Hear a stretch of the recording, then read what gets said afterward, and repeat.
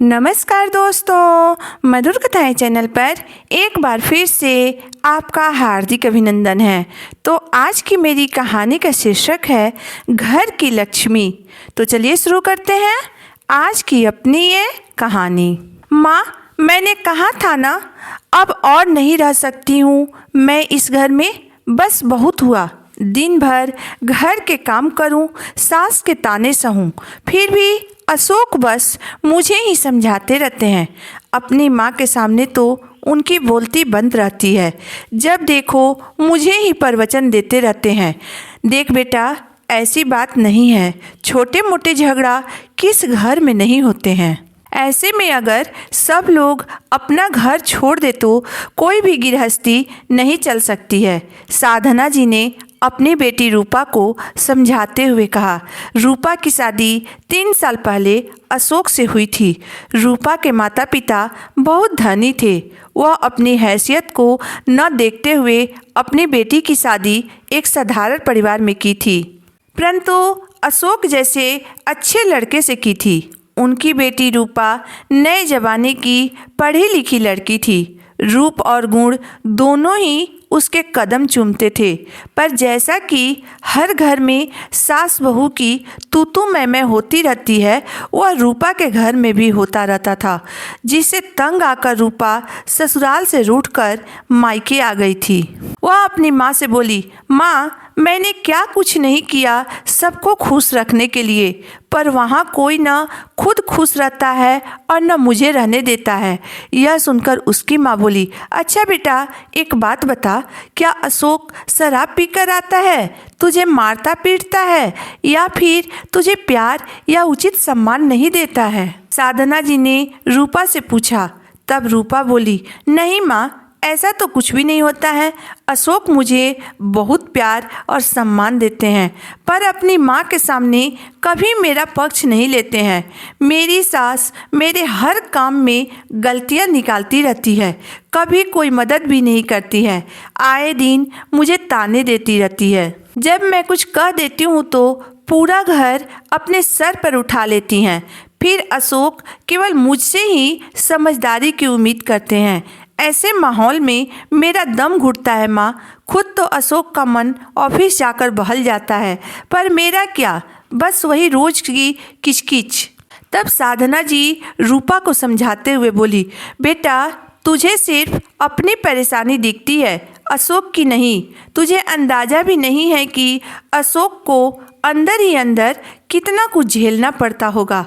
औरत तो रो लेती है या बेचारी बनकर सबकी सहानुभूति प्राप्त कर लेती है, परंतु मर्द अंदर ही अंदर सारे दर्द को छुपाकर बाहर से कठोर और मजबूत होने का दिखावा करते हैं।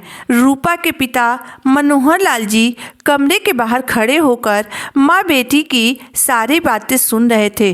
वह अचानक से कमरे में आते हुए बोले, बेटा, अशोक को ऑफिस की भी बहुत परेशानी झेलनी होती होगी, और घर में जो होता होगा उसका अलग से उसे तनाव होता होगा।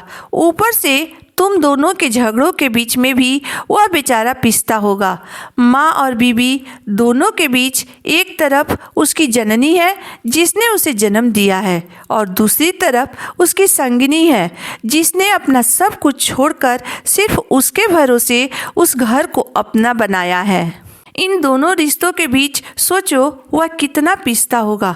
बेटा, याद है एक बार तेरी भाभी ने तेरी माँ से किसी बात पर मतभेद होने के कारण थोड़ी ऊंची आवाज़ में बात की थी, तो तुझे कितना बुरा लगा था? तुमने अपनी भाभी पर गुस्सा भी किया था। क्यों? क्योंकि वह तेरी माँ थी, पर उसकी तो सास थी ना। जब तुम्हें बर्दाश्त न हुआ तो सोचो अशोक को कैसे बर्दाश्त होगा। तुम्हारी माँ भी किसी की सास है, तुम्हारी भाभी और माँ में भी अनबन होता रहता है, पर इसका मतलब यह तो नहीं है कि तुम्हारी भाभी अपना सब कुछ छोड़कर जाकर मायके में बस जाए। सोचो वह अगर ऐसा करे तो तुम्हारे भाई पर क्या बीतेगी, और अगर तुम्हारा भाई अपनी बीवी का पक्ष लेकर तुम्हारी माँ को खरी खोटी सुनाए तो तुम्हें कैसा लगेगा?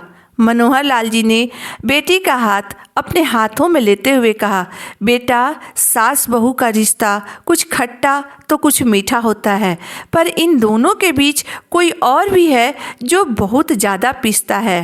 वो है एक का पति और दूसरे का बेटा। आज जहाँ अशोक है वहाँ कभी मैं था, कभी तेरा भाई, और आने वाले वक्त में कोई और भी होगा। पर यह मत बोलो कि अशोक को कोई फर्क नहीं पड़ता है। वह तुम्हें समझाता होगा क्योंकि तुमसे उसे उम्मीद होगी कि तुम उसे समझोगी। बेटा, इस समय जितनी तुम्हें उसकी ज़रूरत है उतनी उसे भी तुम्हारे साथ की ज़रूरत है। ऐसे में अपनी गृहस्थी की गाड़ी को बहुत समझदारी से आगे बढ़ाओ और एक दूसरे का साथ निभाओ। अब रही बात समधन जी की, तो वक्त के साथ वह भी तुम्हें समझने लगेंगी। अपने पापा की बात सुनकर रूपा बोली, पापा, मुझे माफ़ कर दीजिए, मैं तो बस अपनी समस्या को ही बड़ा समझ रही थी। कभी मैंने इस नज़रिए से सोचा ही नहीं। कभी अशोक की परेशानी या फिर उनके इस दर्द को देखने की कोशिश ही नहीं की। मैं आज ही अपने घर, अपने ससुराल वापस जाऊंगी और जो बिखरे हुए मोती हैं उन्हें समेटने की पूरी कोशिश करूंगी। रूपा ने एक नए आत्मविश्वास से कहा। रूपा का आत्मविश्वास देखकर उसके पापा मनोहर लाल जी बोले, बेटा, मैं तो पहले से ही जानता था कि तुम मेरी समझदार बिटिया हो। तुम अपने गृहस्थी को इस तरह टूटने नहीं दोगी। रूपा को लेने आया उसका पति अशोक घर के बाहर खड़ा होकर सबकी बातें ध्यान से सुन रहा था। वह घर के में आते हुए रूपा से कहा, रूपा, मैं तो पहले से जानता था कि तुम बहुत समझदार हो, पर इस समझदारी के लिए मैं तुम्हारे माता पिता का बहुत ही शुक्रगुजार हूँ, जिन्होंने तुम्हें इतनी अच्छी नसीहत दी और इतनी अच्छी बात सिखाई। फिर उसने अपने सास ससुर की तरफ देखते हुए कहा, माँ जी, पापा जी, आज आप दोनों ने मेरे घर को टूटने से बचा लिया। इसके लिए मैं हमेशा आपका एहसानमंद रहूँगा। आज मुझे पता चला कि आप पैसे से अमीर होने के साथ साथ दिल से भी बहुत अमीर हैं। आप जैसे सास ससुर हर दामाद को मिले ताकि किसी का घर टूटने न पाए। ऐसे भगवान समान सास ससुर पाकर मैं तो आज धन्य हो गया। मैं रूपा की खुशियों का और ज़्यादा ध्यान रखने की कोशिश करूँगा। मैं आपकी बेटी की हर इच्छाओं को पूरी करने की कोशिश करूँगा। बस अब मुझे रूपा को ले जाने की इजाज़त दीजिए।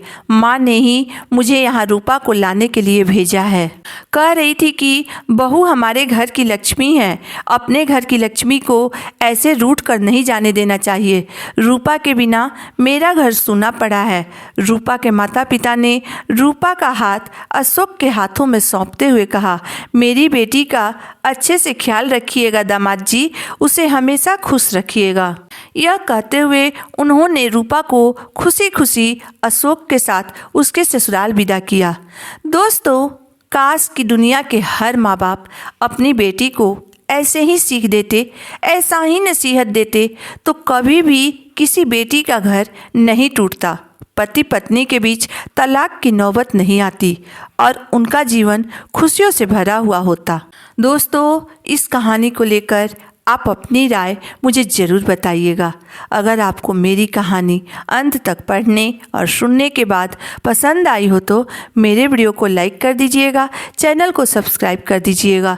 तो फिर मिलते हैं एक नई वीडियो, एक नई कहानी के साथ। तब तक के लिए धन्यवाद।